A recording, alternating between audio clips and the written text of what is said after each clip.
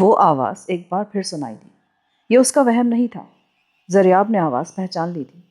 رزمک اسے پکار رہا تھا۔ وہ تیز تیز قدم اٹھاتی آگے چلنے لگی۔ وہ پھر ایسی جگہ پہنچ گئی جہاں سرنگ پھر دو حصوں میں بٹ گئی تھی۔ زریاب اندازہ نہیں کر پا رہی تھی کہ وہ آواز کس طرف سے سنائی دی تھی۔ وہ چند لمحے وہاں کھڑی رہی اور پھر دائیں طرف مڑ گئی۔ آگے سرنگ بند تھی۔ اس کے سامنے دیوار تھی۔ زریاب کی آنکھوں میں چمک سے ابھر آئی۔ تمام سرنگوں کی دیواریں اور چھتیں کچی تھیں، لیکن اس جگہ پختہ دیوار دیکھ کر اسے سمجھنے میں دیر نہ لگی کہ اس جگہ کوئی خفیہ راستہ موجود تھا۔ وہ اس دیوار کے ساتھ ٹیک لگا کر کھڑی ہو گئی۔ دوسرے ہی لمحے اسے چونک جانا پڑا۔ دیوار کی دوسری طرف سے کچھ آوازیں سنائی دے رہی تھیں۔ آوازیں اگرچہ نمایاں نہیں تھیں، لیکن ان میں خامس کی آواز اس نے پہچان لی تھی، جو کسی ناراض بچے کی طرح چیخ رہا تھا۔ رزمک کی آواز سن کر وہ ایک بار پھر چونک گئی۔ اس مرتبہ یہ آواز سرنگ میں زیادہ قریب سے سنائی دی تھی۔ وہ مڑ کر تیز تیز قدم اٹھاتی چلنے لگی۔ موڑ پر پہنچ کر وہ رک گئی۔ بائیں طرف کی سرنگ میں ٹارچ کی روشنی دکھائی دی۔ اس کے ساتھ ہی رزمک کی آواز بھی سنائی دی، جو اس کا نام لے کر پکار رہا تھا۔ زریاب دوڑتی ہوئی ان کے قریب پہنچ گئی اور والہانہ انداز میں کندن سے لپٹ گئی۔ خدا کا شکر ہے کہ تم زندہ ہو۔ کندن اس کی پیشانی پر بوسہ دیتے ہوئے بولی، سرنگ بیٹھ جانے سے میری تو جان ہی نکل گئی تھی۔ ہم نے تمہیں بہت آوازیں دی، مگر شاید میری آواز تم تک نہیں پہنچ رہی تھی۔ مٹی ہٹانا ہمارے بس میں نہیں تھا۔ کوئی بیلچہ یا پھاوڑا ہوتا تو ایسی کوشش کی جا سکتی تھی۔ خالی ہاتھوں سے مٹی ہٹا کر راستہ بنانا بے حد مشکل تھا۔ ہم نے دوسری سرنگوں کے ذریعے فوراً ہی تمہاری تلاش شروع کر دی۔ خدا کا شکر ہے کہ تم زندہ سلامت ہمیں مل گئی ہو۔ میرا خیال ہے میں نے وہ جگہ تلاش کر لی ہے جہاں نمران کو قید میں رکھا گیا ہے۔ کیا واقعی؟ بابا کو دیکھا تم نے؟ نہیں، دیکھا نہیں ہے۔ اس جگہ سرنگ بیٹھنے کے بعد میں دہشت زدہ سی ہو گئی تھی۔ میں نے ہاتھوں سے مٹی ہٹانے کی کوشش بھی کی، لیکن خالی ہاتھوں سے یہ ممکن نہیں تھا۔ پھر تمہاری طرح میرے ذہن میں بھی یہی خیال آیا کہ سرنگوں میں گھوم کر تم لوگوں کو تلاش کرنے کی کوشش کی جائے۔ میں نے رزمک کی آواز بھی سن لی تھی، جو میرا نام لے کر پکار رہا تھا۔ تم ہی لوگوں کی تلاش میں میں ایک ایسی جگہ پہنچ گئی جہاں پختہ دیوار کے ذریعے آگے راستہ بند ہے۔ اس دیوار کے دوسری طرف میں نے گوپانگ اور خامس کی آوازیں سنی ہیں۔ مجھے یقین ہے کہ تمہارا بابا بھی وہیں موجود ہے۔ چلو اس جگہ تک ہماری رہنمائی کرو۔ زریاب ان کی رہنمائی کرتے ہوئے اس سرنگ میں آ گئی جہاں پختہ دیوار نے راستہ روک رکھا تھا۔ زریاب نے ہونٹوں پر انگلی رکھ کر انہیں خاموش رہنے کا اشارہ کیا اور پھر ٹارچ سے پختہ دیوار پر روشنی ڈالنے لگی۔ کندن اور رزمک بھی روشنی میں دیوار کا جائزہ لے رہے تھے۔ پھر ان تینوں نے دیوار سے کان لگا دیے اور کوئی آواز سننے کی کوشش کرنے لگے، لیکن اس طرف سے کوئی آواز سنائی نہیں دے رہی تھی۔ کندن روشنی میں دیوار کے ایک ایک انچ حصے کا جائزہ لے رہی تھی۔ اس کی توجہ دیوار کے نچلے حصے پر مرکوز تھی۔ دیوار کے ساتھ فرش پر بھی دو دو اینٹیں لگی ہوئی تھیں۔ کندن کو یقین تھا کہ یہاں اگر واقعی کوئی خفیہ راستہ ہے تو اس کا میکینزم فرش کی انہی اینٹوں میں ہوگا۔ ہر اینٹ پر مختلف انداز میں دباؤ ڈال کر ہی آزمایا جا سکتا تھا۔ وہ پہلی اینٹ پر پیر رکھنا ہی چاہتی تھی کہ زریاب نے اسے روک دیا اور ہونٹوں پر انگلی رکھتے ہوئے دیوار کی طرف اشارہ کیا۔ وہ غصے میں بھری ہوئی مردانہ آواز تھی جو زریاب کی سماعت سے ٹکرائی تھی۔ کندن اور رزمک نے بھی دیوار سے کان لگا دیے۔ وہ آواز شناخت کرنے میں انہیں کوئی دشواری پیش نہیں آئی تھی۔ وہ گوپانگ تھا جو غصے میں چیخ چیخ کر کچھ کہہ رہا تھا، لیکن الفاظ سمجھ میں نہیں آ رہے تھے۔ اس کے تھوڑی ہی دیر بعد ایک چیخ کی ہلکی سی آواز سنائی دی۔ کوئی آدمی چیخا تھا۔ ممکن ہے وہ بہت زور سے چیخا ہو، مگر دیوار کی وجہ سے وہ آواز ذرا ہلکی محسوس ہوئی، لیکن اس آواز سے چیخنے والے کے کرب کا اندازہ لگایا جا سکتا تھا۔ چند سیکنڈ کے بعد ایک اور چیخ سنائی دی اور اس کے بعد خاموشی چھا گئی۔ خاموشی طوالت اختیار کرتی جا رہی تھی۔ وہ تینوں دیوار سے کان لگائے کھڑے تھے، مگر 15-20 منٹ کے گزرنے کے بعد جب مزید کوئی آواز سنائی نہیں دی تو کندن دیوار کے قریب فرش کی اینٹوں پر روشنی ڈالتے ہوئے ایک بار پھر میکینزم کی تلاش کی کوشش کرنے لگی۔ اس نے 7ویں اینٹ پر پیر رکھا تو اینٹ دبتی چلی گئی۔ کندن کے ہونٹوں پر خفیف سی مسکراہٹ آ گئی۔ اس نے پہلی اینٹ دبانے کے بعد پیر اٹھا لیا اور بائیں طرف ایک اینٹ چھوڑ کر اس سے آگے والی اینٹ پر پیر رکھ کر اسے دبایا۔ دیوار اپنی جگہ سے ہلنے لگی۔ ان تینوں نے ٹارچیں بجھا دیں۔ رزمک چاقو سنبھال کر تیار ہو گیا۔ اس کی نظریں دیوار میں پیدا ہونے والے رخنے پر تھیں جو بتدریج پھیلتا جا رہا تھا اور بالآخر دیوار میں 2.5 فٹ چوڑی خلا پیدا ہو گئی۔ دوسری جانب گہری تاریکی تھی۔ رزمک بڑی آہستگی سے دیوار کے خلا سے نکل کر دوسری طرف آ گیا اور بے حس و حرکت کھڑا رہا۔ کسی بھی قسم کی آواز سنائی نہیں دے رہی تھی۔ اس نے ٹارچ روشن کر لی۔ وہ ایک وسیع عریض کمرہ تھا جس میں کسی زیرو کا نام و نشان نہیں تھا۔ کندن اور زریاب بھی دیوار کے خلا سے باہر آ گئی تھیں اور انہوں نے بھی اپنی اپنی ٹارچ روشن کر لی تھی۔ تینوں کمرے کا جائزہ لے رہے تھے۔ کمرے میں ایک بڑی سی مسہری بچھی ہوئی تھی۔ اس پر بستر بھی موجود تھا۔ اس کے ساتھ ہی ایک چھوٹی سی میز تھی جس پر پانی کا جگ، ایک گلاس، مختلف دواؤں کی 3-4 خالی بوتلیں، ایک چمچہ اور ایک خالی کپ رکھا تھا۔ مسہری کے قریب فرش پر چپلوں کا ایک جوڑا پڑا تھا۔ کارنس پر لیمپ رکھا تھا لیکن بجھا ہوا تھا۔ ایک دیوار کی کھوٹی پر چند مردانہ کپڑے ٹنگے ہوئے تھے۔ ان میں وہ جوڑا بھی تھا جو اس روز زریاب نے جاگیردار نمران کے جسم پر دیکھا تھا۔ اسے سمجھنے میں دیر نہ لگی کہ نمران کچھ دیر پہلے اس کمرے میں موجود تھا، لیکن اب وہ لوگ اسے کہیں لے کر گئے تھے۔ کچھ دیر پہلے تک تمہارے بابا اسی کمرے میں تھے۔ یہ کپڑے انہی کے ہیں۔ جب وہ میرے کمرے میں آئے تھے تو انہوں نے یہی لباس پہن رکھا تھا۔ ہاں، میں اپنے باپ کی خوشبو محسوس کر رہی ہوں۔ کندن نے گہرا سانس لیتے ہوئے جواب دیا۔ وہ لوگ نہ جانے بابا کو کہاں لے گئے ہوں گے۔ وہ جاگیردار کو اس حویلی سے باہر نہیں لے جا سکتے۔ اس طرف آؤ، شاید وہاں ہمیں کوئی راستہ مل جائے۔ رزمک نے ٹارچ کی روشنی سے بائیں طرف دیوار میں ایک محرابی راستے کی طرف اشارہ کیا۔ یہ ایک باقاعدہ دروازے کی طرح راستہ تھا لیکن اس میں چوکھٹ وغیرہ نہیں تھی۔ وہ اس محرابی راستے سے گزر کر دوسری طرف آ گئے۔ یہ بھی ایک کمرہ تھا لیکن زیادہ بڑا نہیں تھا۔ یہاں بھی بیڈ پر بستر بچھا ہوا تھا۔ کھوٹی پر 2-3 زنانہ کپڑے ٹنگے ہوئے تھے۔ بیڈ سے نیچے سینڈلز کے 2 جوڑے رکھے تھے۔ بیڈ کے قریب ایک چھوٹی سی میز پر 8-10 کتابیں رکھی تھیں۔ وہ سب ناول تھے جو غالباً نئے خریدے گئے تھے۔ دیوار کے قریب ایک کرسی بھی رکھی ہوئی تھی۔ ان لوگوں کو یہ سمجھنے میں دیر نہ لگی کہ یہ اس نرس کا کمرہ تھا جو نمران کی دیکھ بھال کے لیے رکھی گئی تھی، لیکن وہ نرس بھی غائب تھی۔ کندن اور رزمک ان دونوں کمروں میں کوئی خفیہ راستہ تلاش کرتے رہے، لیکن انہیں کامیابی نہ ہو سکی، حالانکہ وہ اچھی طرح جانتے تھے کہ یہاں کوئی اور راستہ بھی موجود ہے، مگر تلاش بسیار کے باوجود انہیں وہ راستہ نہیں مل سکا تھا۔ بالآخر وہ جس راستے سے اس کمرے میں داخل ہوئے تھے اسی راستے سے دوبارہ سرنگ میں آ گئے۔ بابا کی تلاش کے لیے ہمیں کوئی اور طریقہ اختیار کرنا پڑے گا۔ کون سا طریقہ؟ بتاؤں گا، ابھی کوئی بات میرے ذہن میں واضح نہیں ہو رہی۔ وہ لوگ زریاب والے کمرے کے خفیہ راستے کے سامنے پہنچ کر رک گئے۔ میکینزم کو حرکت میں لانے سے قبل انہوں نے اطمینان کر لیا تھا کہ کمرے میں کوئی موجود تو نہیں ہے۔ جب دیوار چاق ہو رہی تھی تو رزمک کسی بھی ہنگامی صورتحال سے نمٹنے کے لیے چاقو ہاتھ میں لیے تیار کھڑا تھا۔ کمرے میں تاریکی تھی۔ وہ بڑی احتیاط سے دیوار سے باہر آ گئے۔ زریاب نے ٹارچ روشن کر کے دیکھا۔ اس کا سوٹ کیس اور دیگر چیزیں غائب تھیں، حالانکہ جب وہ پہلے اس کمرے میں آئے تھے تو تمام چیزیں موجود تھیں۔ رزمک دروازے کے قریب پہنچ گیا۔ اس نے دروازہ کھولنا چاہا تو اسے بے حد مایوسی ہوئی۔ دروازہ باہر سے بند تھا، غالباً اسے تالا لگا دیا گیا تھا۔ زریاب اس وقت ٹارچ بجھا چکی تھی۔ کمرے میں تاریکی تھی۔ دروازہ باہر سے بند ہے۔ اوہ، یہاں تو کھڑکیوں پر بھی آہنی سلاخیں لگی ہوئی ہیں۔ واپس چلا جائے۔ رزمک نے کہا، اس خفیہ راستے کی تمام سرنگیں ہمیں اسی کمرے تک لے جائیں گی جہاں سے ہم ہو کر آ رہے ہیں۔ اس کمرے سے آگے راستہ ہمیں معلوم نہیں ہے، اسی لیے واپس جانا بیکار ہے۔ 1 منٹ، زریاب نے کہا۔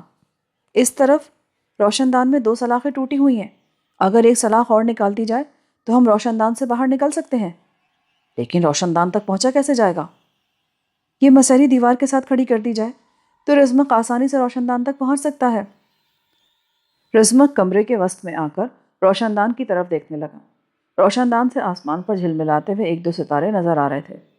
اس کے اندازے کے مطابق سلاخیں 6-6 انچ کے فاصلے پر تھیں۔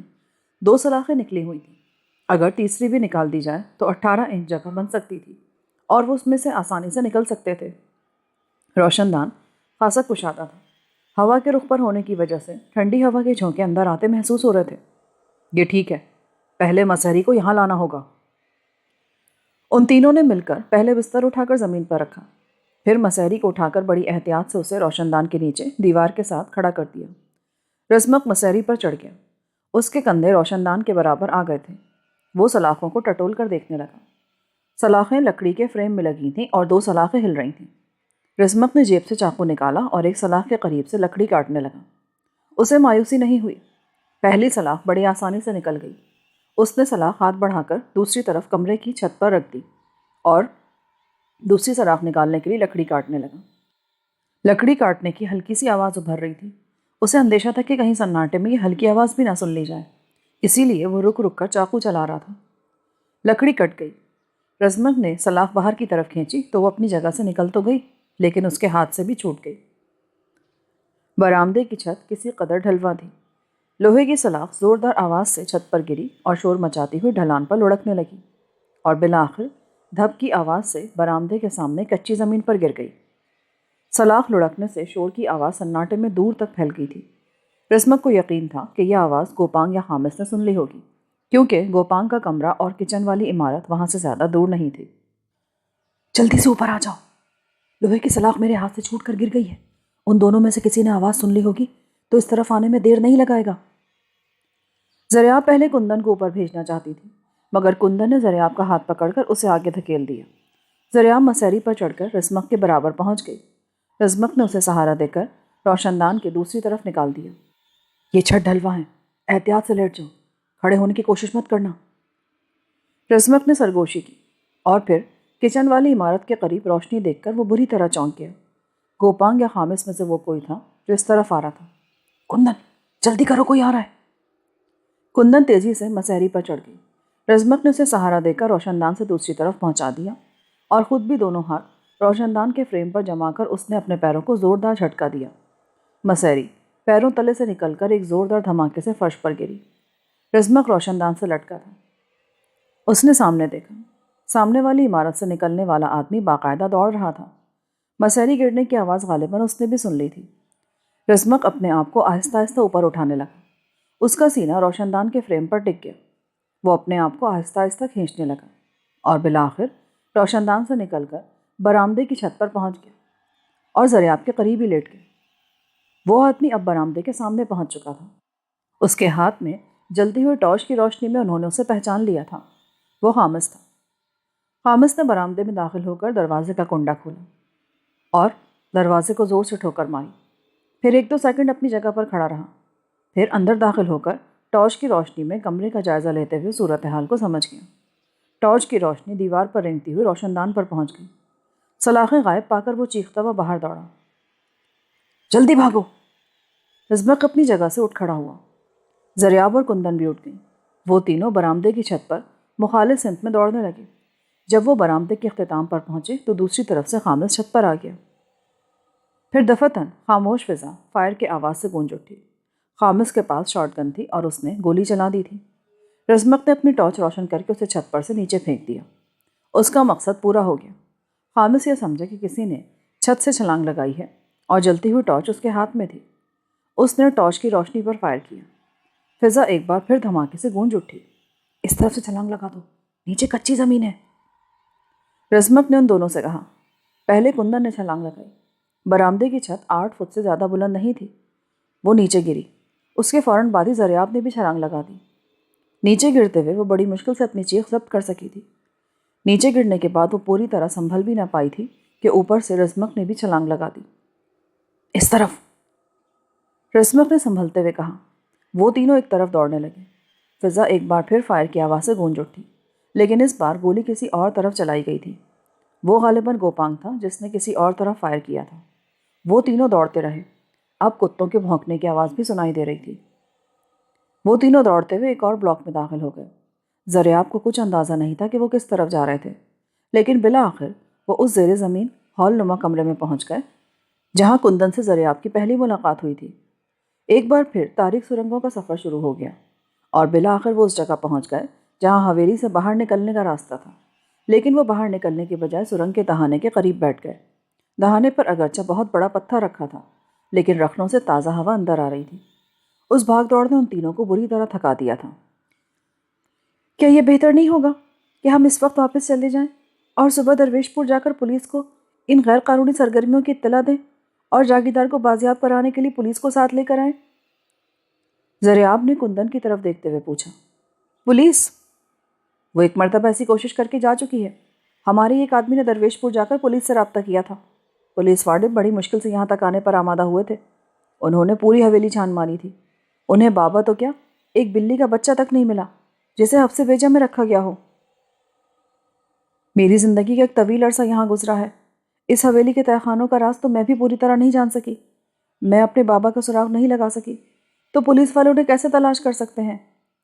ہاں، البتہ پولیس کی اس کارروائی کا نتیجہ یہ ضرور نکلا تھا کہ ہمارا جو آدمی پولیس کے ساتھ یہاں آیا تھا، چوتھے دن جنگل میں اس کی لاش ملی تھی، اور وہ انسپیکٹر جو پولیس پارٹی کو لے کر یہاں آیا تھا اسے ڈی گریڈ کر کے درویش پور سے کہیں اور ٹرانسفر دے دیا گیا تھا۔ رکھیل شاہ کے ہاتھ بہت لمبے ہیں۔ اس روز اگر وہ درویش پور میں ہوتا تو پولیس والے اس طرف آنے کی ہمت نہیں کرتے، بلکہ الٹا شکایت کرنے والے کو الٹا ٹانگ دیتے۔ وہ کلاچی گیا ہوا تھا۔ واپس آنے کے بعد جب اسے پولیس کی اس کارروائی کا پتہ چلا تو اس نے فوراً ہی اعلیٰ افسران سے رابطہ قائم کیا اور اس انسپیکٹر کو ڈی گریڈ کروا کر کسی دور افتادہ مقام پر ٹرانسفر کروا دیا۔ اب کوئی پولیس والا حویلی کے خلاف کسی قسم کی کارروائی کرنے کی ہمت نہیں کرے گا۔ لیکن تم تو جاگیردار کی بیٹی ہو، قانونی طور پر اس کی وارث ہو، تم رکھیل شاہ کے خلاف کارروائی کر سکتی ہو، یہ تو تمہارا قانونی حق ہے۔ قانونی حق؟ قانون پر صرف حق اسی کا ہوتا ہے جس کے ہاتھ میں طاقت ہو۔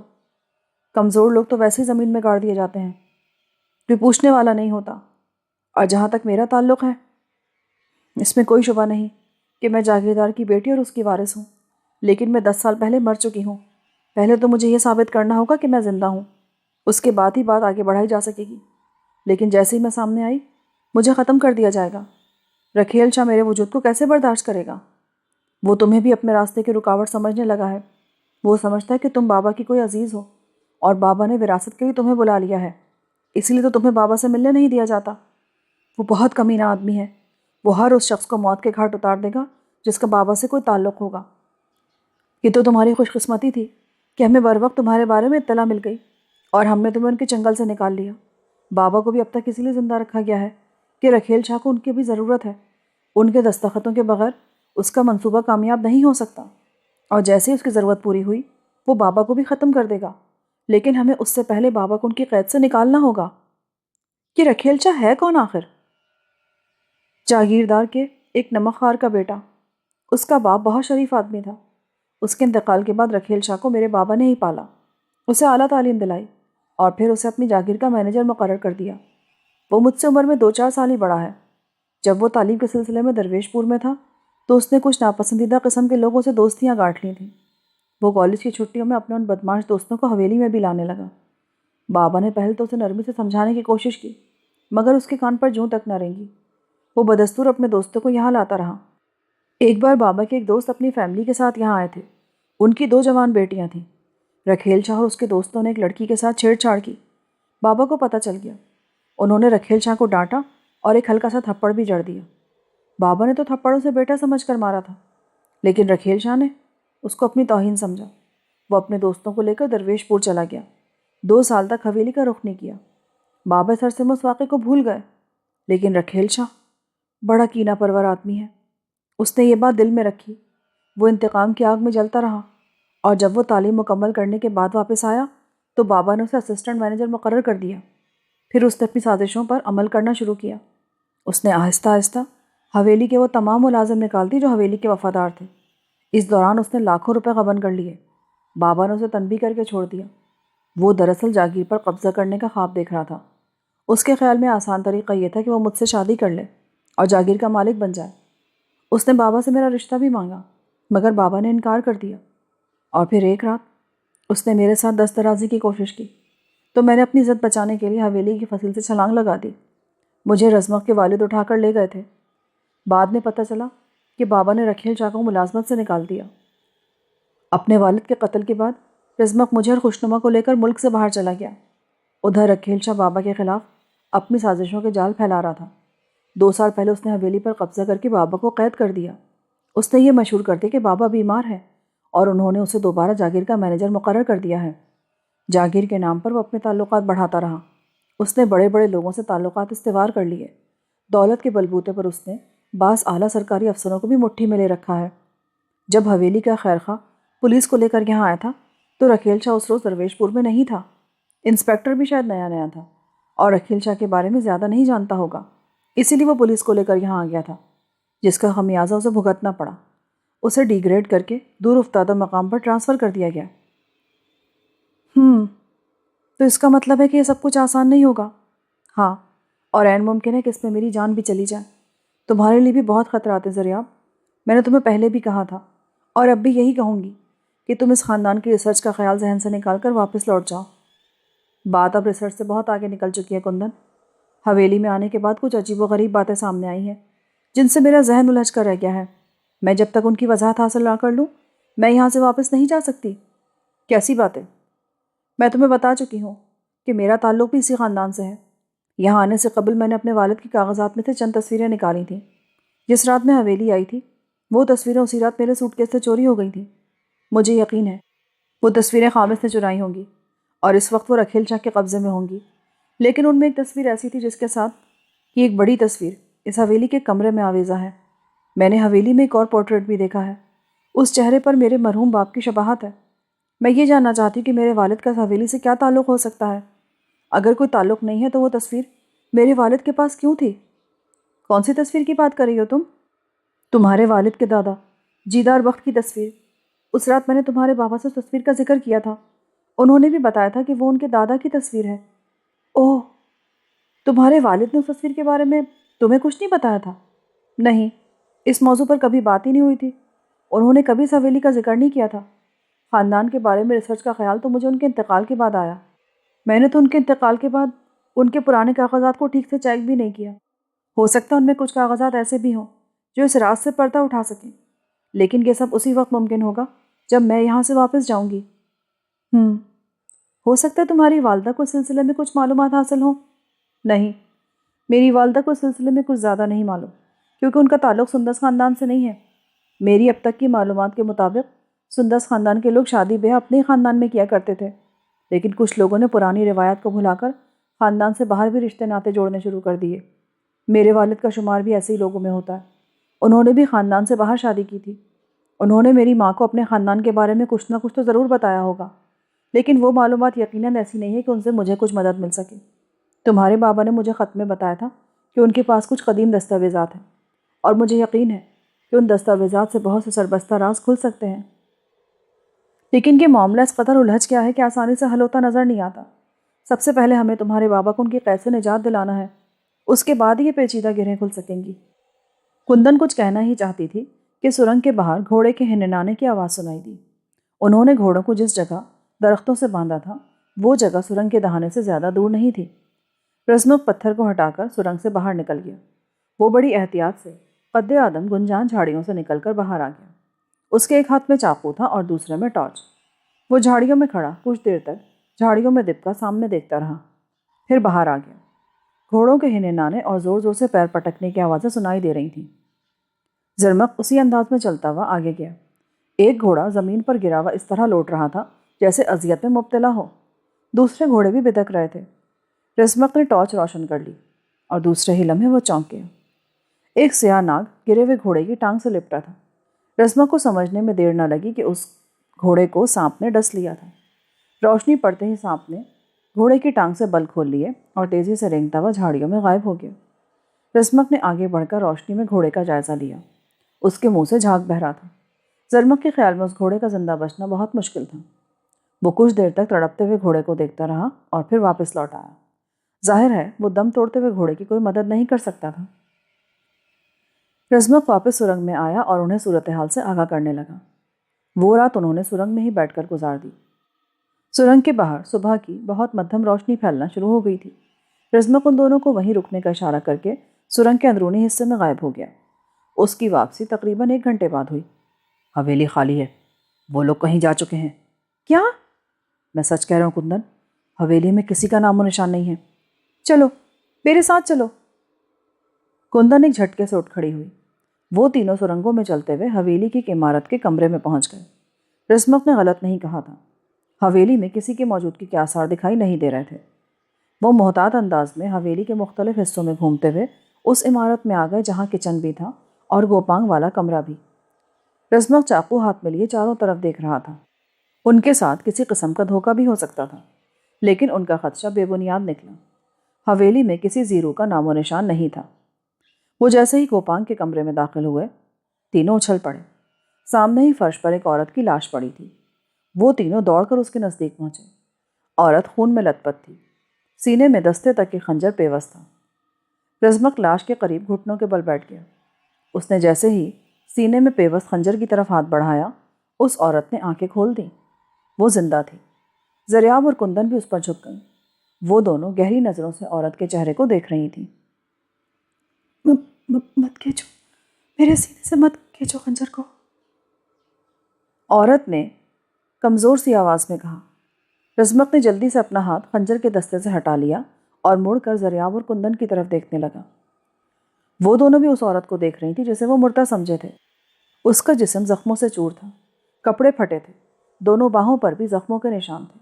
دائیں رخسار پر آنکھ سے لے کر جبڑے تک ایک لمبا زخم تھا جس سے خون رس رہا تھا۔ اس کے پھٹے ہوئے کپڑوں اور جسم پر زخموں کے نشانات سے اندازہ لگانا دشوار نہیں تھا کہ اس نے ڈھیر ہونے سے پہلے اپنے بچاؤ کے لیے خاصی مزاحمت کی ہوگی، اور پھر سینے میں خنجر پیوست کرنے کے بعد وہ لوگ اسے مردہ سمجھ کر چھوڑ گئے تھے۔ تم کون ہو؟ کیا تم میری آواز سن سکتی ہو؟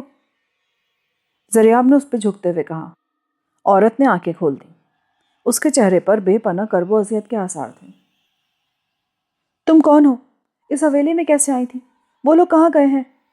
ہاں کوشش کرو، تم بول سکتی ہو، ہمت سے کام لو پلیز۔ جاگیردار کی زندگی خطرے میں ہے۔ جاگیردار کہاں ہے اور وہ لوگ کہاں ہیں؟ تم کون ہو؟ میرا نام روشن ہے، میں نرس ہوں۔ یہ لوگ جو بہت عرصہ پہلے کسی بیمار کی دیکھ بھال کے لیے لائے تھے، یہاں آ کر مجھے پتہ چلا کہ جس مریض کی دیکھ بھال کے لیے میری خدمات حاصل کی گئی ہیں وہ جاگیردار صاحب تھے۔ دوسرے ہی دن مجھے اندازہ ہو گیا کہ انہوں نے جاگیردار کو قیدی بنا رکھا ہے۔ انہوں نے جاگیردار کو تہہ خانے میں قید کر رکھا تھا۔ دن میں ایک مرتبہ 2-3 گھنٹوں کے لیے اسے قید خانے سے نکالا جاتا تھا۔ جن دنوں میں یہاں آئی، جاگیردار کو بظاہر کوئی بیماری نہیں تھی، بس ذرا سی کمزوری تھی۔ اسے جو دوائیں دی جا رہی تھیں انہوں نے مجھے چونکا دیا۔ وہ دراصل ایک طرح کا زہر تھا جس سے انسان مرتا نہیں، لیکن اس کے مسلسل استعمال سے انسان بتدریج کمزور اور مفلوج ہوتا چلا جاتا ہے۔ چند دن کے بعد انکشاف ہوا کہ میں بھی اس حویلی کی قیدی بن کے رہ گئی ہوں۔ ڈاکٹر شمیر مہینے میں 2 مرتبہ یہاں آتا تھا۔ وہی علاج کے بہانے جاگیردار کو ذہنی اور جسمانی طور پر مفلوج کرنے والی دوائیں دے رہا تھا۔ ڈاکٹر ایک لالچی آدمی ہے۔ اس کی باتوں سے مجھے سمجھنے میں دیر نہ لگی کہ رکھیل شاہ جاگیر پر قبضہ کرنے کے لیے ایک بھیانک کھیل کھیل رہا ہے۔ مجھے جاگیردار سے ہمدردی ہو گئی۔ میں نے اس کا ساتھ دینے کا فیصلہ کیا اور اس کی دواؤں کی مقدار کم کر دی۔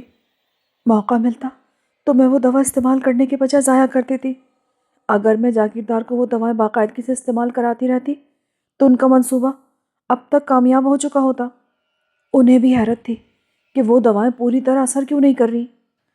اگر انہیں پتہ چل جاتا تو شاید مجھے پہلے ہی قتل کر دیا جاتا۔ مجھے اور جاگیردار کو دن میں 2-3 گھنٹوں کے لیے قید خانے سے باہر لایا جاتا تھا۔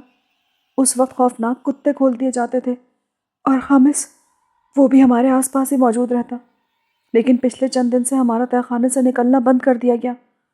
پھر ایک روز جاگیردار نے بتایا کہ زریاب نامی کوئی لڑکی حویلی میں آئی ہے۔ میں جانتی ہوں، زریاب کو جاگیردار نے خط لکھ کر یہاں آنے کی دعوت دی تھی۔ جاگیردار ایک رات کسی خفیہ راستے سے زریاب کے کمرے میں جا کر اس سے ملا بھی تھا، لیکن شاید خامس اور گوپانگ کو شک ہو گیا۔ وہ دن یا رات کو کسی بھی وقت چیک کرنے کے لیے تہہ خانے میں آ جاتے تھے۔ اسی وجہ سے جاگیردار کو اپنے تہہ خانے سے نکلنے کا موقع نہیں مل سکتا تھا، لیکن اس کے بعد وہ کچھ بے چین سا رہنے لگا۔ پچھلے چند روز سے اپنی بیٹی کندن اسے بہت یاد آ رہی تھی۔ وہ اکثر مجھ سے اپنی بیٹی کا ذکر کرتا رہتا تھا۔ زریاب سے ملاقات کے بعد اس نے کئی مرتبہ مجھ سے کہا تھا کہ اس کی بیٹی کی روح اس حویلی میں بھٹک رہی ہے۔ پھر کیا ہوا روشن؟ گزشتہ چند روز سے خامس اور گوپانگ خاصے پریشان ہیں۔ اس دوران رکھیل شاہ بھی 2 مرتبہ یہاں آ چکا ہے۔ وہ جاگیردار سے کچھ کاغذات پر دستخط کروانا چاہتا تھا، لیکن جاگیردار جی نے دستخط نہیں کیے۔ آخری مرتبہ اس پر کچھ تشدد بھی کیا گیا، لیکن وہ اپنے مقصد میں کامیاب نہیں ہو سکا۔ پچھلے 2-3 دن سے تو خامس اور گوپانگ کچھ زیادہ ہی پریشان ہیں۔ انہوں نے میرے سامنے جاگیردار کو بتایا کہ اس کی ہمدرد زریاب حویلی سے فرار ہو گئی ہے۔ یہ سن کر جاگیردار صاحب بہت خوش ہوئے تھے، اور پھر آج تو وہ دونوں بڑی افراتفری میں تھے، بار بار تہہ خانے میں آ رہے تھے۔ ان کی آج کی رات بڑی بھاگ دوڑ میں گزری ہے۔ میں نے انہیں باتیں کرتے سنا تھا کہ کچھ لوگ حویلی میں گھس آئے ہیں اور اب یہ حویلی ان کے لیے محفوظ نہیں رہی، اسی لیے انہیں فوری طور پر جاگیردار کو لے کر یہاں سے نکل جانا چاہیے۔ جب وہ جاگیردار کو خانے سے لے جانے لگے تو انہوں نے مزاحمت کی، جس پر خامس نے اس پر تشدد بھی کیا۔ جب میں نے ان کے پیچھے جانا چاہا تو خامس نے مجھے دھکا دے دیا اور خود جاگیردار کو لے کر نکل گیا۔ مجھے یہ سمجھنے میں دیر نہ لگی کہ وہ لوگ مجھے خانے میں بند کر کے جانا چاہتے ہیں۔ مجھے اس خفیہ راستے کا پتہ چل گیا تھا۔ میں تھوڑی دیر بعد ہی باہر آ گئی۔ وہ لوگ گوپانگ والے کمرے میں تھے۔ مجھے دیکھ کر وہ دونوں کچھ بدحواس سے ہو گئے۔ پھر خامس نے گوپانگ کو اشارہ کیا اور اپنا خنجر نکال لیا۔ پہلے اس نے مجھے ڈرا دھمکا کر کسی اور تہہ خانے میں دھکیلنے کی کوشش کی، مگر میں مزاحمت کرتی رہی، اور جب خامس نے دیکھا کہ میں اس کے قابو میں نہیں آ رہی تو اس نے مجھ پر خنجر سے وار کیا۔ میں بچنے کی کوشش کرتی رہی، لیکن وہ مجھ پر پے در پہ وار کرتا رہا۔ آخری وار کے بعد میں تڑپ تڑپ کر بے حرکت ہو گئی اور وہ لوگ مجھے مردہ سمجھ کر چھوڑ گئے۔ وہ جاگیردار کو اپنے ساتھ لے گئے ہیں، اس کی زندگی خطرے میں ہے۔ روشن خاموش ہو گئی۔ اس کی آنکھیں بند ہو گئی تھیں۔ روشن، کیا تم بتا سکتی ہو وہ جاگیردار کو کہاں لے کر گئے ہیں؟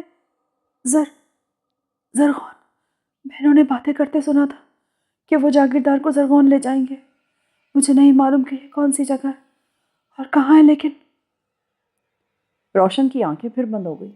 زریاب نے اس کی ناک کے نیچے انگلی رکھ کر اس کی سانس کو محسوس کیا۔ وہ زندہ تھی۔ سانس کی آمد و رفت بہت ہلکی محسوس ہو رہی تھی۔ روشن، کیا تم میری آواز سن رہی ہو؟ جاگیردار کے پاس کچھ کاغذات تھے۔ کیا تم بتا سکتی ہو کہ وہ کاغذات انہوں نے کہاں رکھے تھے؟ روشن نے آنکھیں کھولی۔ اس نے کچھ کہنا چاہا مگر اس کے ہونٹ پھڑ پھڑا کر رہ گئے۔ ہاں، کہو نا۔ ہاں، وہ فائل، شیر، ہاں ہاں۔ اس کی آواز بند ہو گئی۔ زریاب نے اس کی ناک کے نیچے انگلی رکھی، پھر نفس ٹٹول کر دیکھا، لیکن وہاں کچھ نہیں تھا۔ روشن اب زندگی کی قید سے آزاد ہو چکی تھی۔